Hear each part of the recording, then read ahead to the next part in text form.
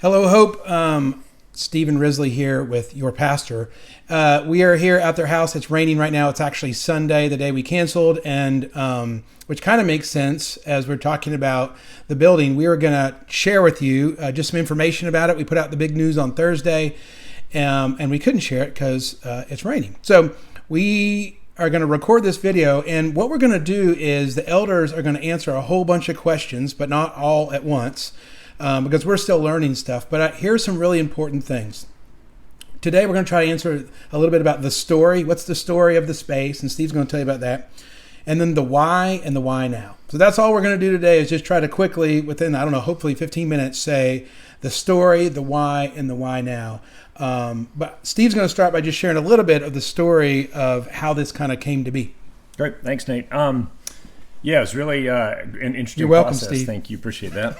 We, I thought that's what newscasters did when they talk to each other. Thanks, Bob. But, as we've shared, we've been trying to figure out what options for a permanent space would look like for Hope Community. And it's a challenge right now in a real estate market. Prices are high, expensive. It seems like every time something would come up, it would already be under contract for somebody else.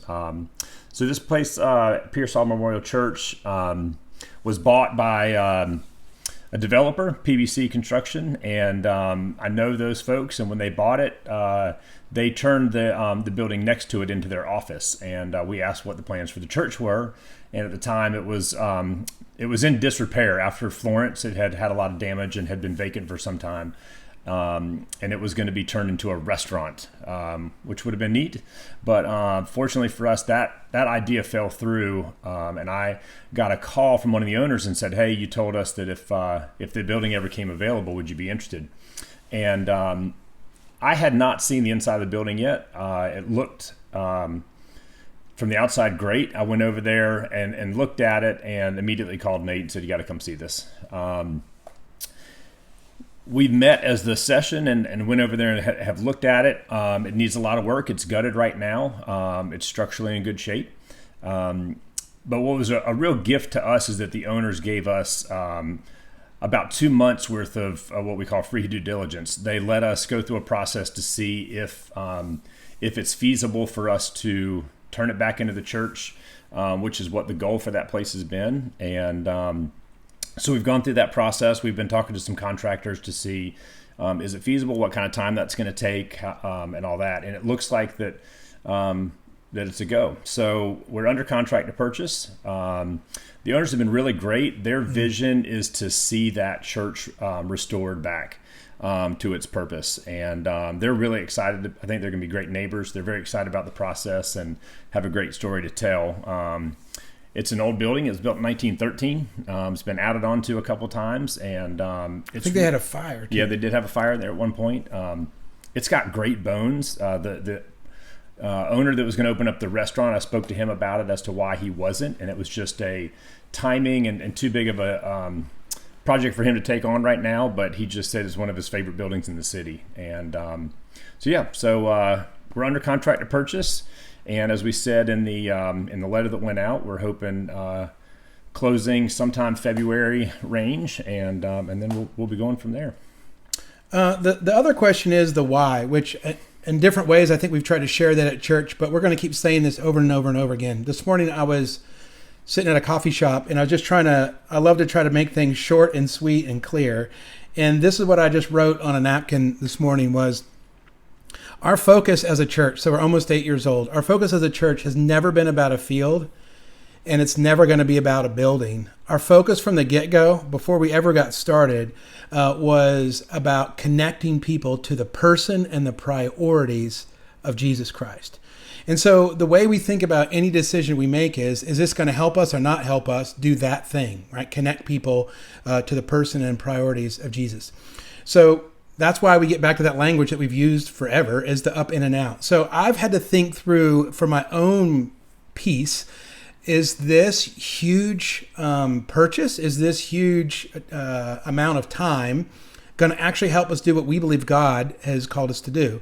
And so here's how I've had to think about it. Does it actually help us up in and out? And so on the up piece, on the worship piece, it is going to help us with consistency big time. So again, we're sitting here on a Sunday where we've canceled worship. We have 12 plus cancellations per year, some more than others, and that's a big deal. The bigger deal is most of those, to me, come around Advent, which is right now.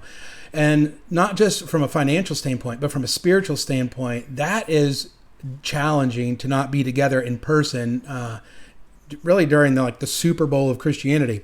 So I would say consistency in an increasingly inconsistent world sends a message. So that's exciting to me, that we will one day be able to say, rain, wind, heat, whatever, we're going to keep meeting in the flesh. I also think this will allow us to host midweek prayer services and worship gatherings where things like light and heat and childcare are no longer barriers to our in-person connection. And so one example was with what's going on in our world with Ukraine or Israel and Palestine. And it would be so great to have last minute gather in the building prayer services. But that's been challenging to have. So that's one way I think we're going to keep growing up with space. When it comes to community, I want to say this clearly. Our homes, our workplaces, our neighborhoods, our coffee shops, those should be primary places of connection, right? To meet with another person, you don't have to go sit in a church. But what do we do with the groups of 10 plus people, which we have a bunch of those? Most of our homes are not very comfortable for 10 plus people and can't really accommodate a group like that comfortably. And so, as you've noticed, we've had a bunch of cohorts in the last year. Those are 20 to 40 people. They're always better in person, but we've been doing a lot of them in Zoom. Our deacons meetings are 15 to 20 people. Hope Next is 15 to 20 people. And so that would be really helpful for our discipleship, our gathering. To host speakers and seminars and things for kids ministry, this is going to be really helpful to increase our discipleship, our creativity, and the way we do it. But the other thing is, for some people, they don't participate in some of the things we do because of our lack of childcare options, people could meet during the day and have a space for their kids while they go participate in something else. That could be a huge gift that we haven't been able to offer. And then the mission piece, the out piece, I think when it comes to responding to the needs of our city, 3902 Market Street is probably the most geographically optimal place you could think of. I shared this with our DA this week of just the things that were happening. He said that is prime location. So if you think about it, our friends from Eden Village, from Vigilant Hope, they'll have much easier access to our gatherings whenever they are. There's a bus stop very close. There doesn't happen to be a bus stop in Castle Hayne. And then you have these questions, these dreams. Could we host after-school programs? Could we become a warming shelter? Could we host support groups for people in any kind of situation that needs support or addiction? Could we help other church plants get started just in the same way that churches have helped us? Could we host really important conversations that impact our city, mental health, race, housing issues? I mean, the things we could dream up, the way that we could use this space as a tool for the kingdom is numerous. And so we just think that this beautiful space can really be an effective tool for mission, but also for authentic discipleship and just for consistent Christ-honoring worship. So the next question is, why now? So that's the why, and we're going to keep answering the why. It's really important to know the why. But the why now, the elders, this is not a new conversation. The first question I got asked when I came to town is, where's your building? So we've had to answer this kind of question and the why to why we meet in a field or why we meet at night for a long time. We've been talking about space and property and buildings in the future since the very beginning, every elder who served the church. We were not in a rush. We still are not in a rush. We've never been in a rush to get a space. But we were noticing, and Steve said this, we were noticing rising costs, decreasing inventory. So there's a bunch of other of my church friends in town who've been looking for spaces. There is not and hasn't been much out there to lease or to buy for a church our size. We're not 50 people. We're between 150 and 190 on most Sundays. So that's harder to find for parking and all that stuff. But new construction, if you think about buying land and putting in everything new, that would probably be twice the cost of what we're guesstimating or estimating this will cost.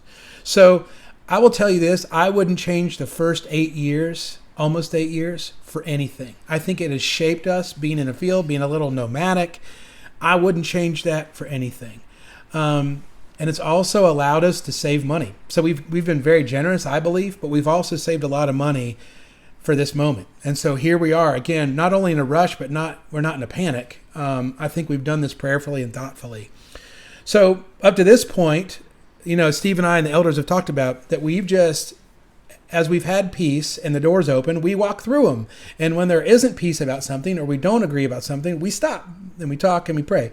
We've just walked. We've kept walking, and there's been peace for me and others this entire process, which to me has confirmed the why and the why now and the timing. All those things has really confirmed it. So we believe that this is the next faithful step for our church. It's going to be exciting. It's going to be a longer process. There's going to be a lot to talk about. And a lot of you have questions. When can we get in there? When can we see it? I will tell you one thing. It is a construction zone, and we haven't closed on it either. So there's something about bringing a bunch of people over there when you haven't closed is not, what's the word, not proper? It's a little frowned upon. A little frowned upon. So, I want to interject something also, because if you're those of you out there like me that like to get on and look at tax maps and all this and try and figure out what it is. Wait, people like to look at tax maps. They love it. And want to know what the history of the building, all that. If you look this up, you're going to see that 3902 is one big property, and it does have both buildings on it. So that is something that we're in the process of sectioning that off and working through. Trying to get that. It will be a separate piece of property than what's there now. So if you look on it, the white building that's next to it is the corporate office for PBC. They will continue to be there. They will. That is not ours, by the way. No. So that is a separate. As I said, that's going to be sectioned off legally. There'll be new boundaries and new lines drawn. So that's one thing that if you're looking at it from that standpoint, or on Google Earth. Tax maps, though, they're great to look at. And some people have accused me of, when we decided on the space, that it was because it was close to the goody-goody, and that's true. That's part of the reason, too. And also, it's next to a really great place called Pho Cafe that has it's great Vietnamese place. But that's not why. There's also questions, too, about how we're going to raise money for this. Where's the money coming from? I promise you we're going to answer all those things as we learn. So we're meeting with the right people, answering the questions, bankers, architects, designers, all other pastors, all kinds of folks. And as we learn stuff, we're going to share it with you. And we're going to do a lot of these videos so you can go back and listen to them.